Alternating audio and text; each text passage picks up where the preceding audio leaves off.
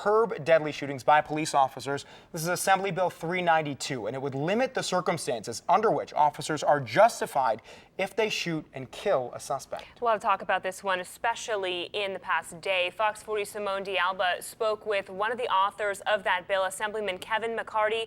She's joining us now live at the state capitol with more. Simone.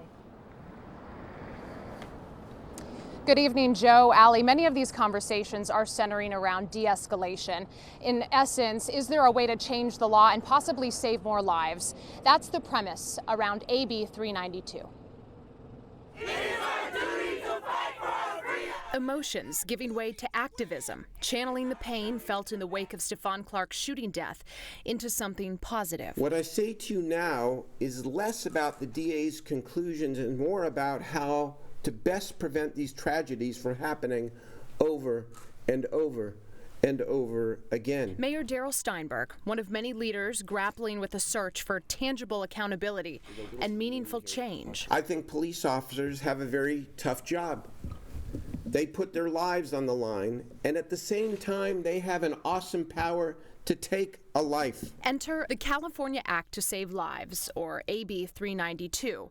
The bill, penned by Assemblywoman Shirley Weber of San Diego and Assemblyman Kevin McCarty of Sacramento. It'll reform our 100-year-old deadly force rules for police engagement and focus on, most importantly, de-escalation. The bill would limit the circumstances under which law enforcement officers could use deadly force. We have two major cities on the West Coast, Seattle and San Francisco, doing this. It hasn't impacted safety for law enforcement. Actually, it's made our community safer. So we think it's time to modernize our deadly force rules in California. Current standards for use of force are fairly broad. The state's current law mandates that officers can use deadly force when they deem it reasonable. There is violence in our community. There is property damage in our community, and people expect their police department to try to keep them safe. Under AB 392, officers would only be allowed to use deadly force when absolutely necessary. The bigger piece of it, frankly, is to prevent these before they even happen. And so with this law, we'll have police departments up and down California changing their practices, having their officers trained differently so they can look for less lethal alternatives when confronted with these incidents. A potential path forward for a community trying to reconcile with its past. In terms of next step forward, Assemblymember McCarty told me today that there will be hearings in the near future to determine in what fashion this bill could possibly advance.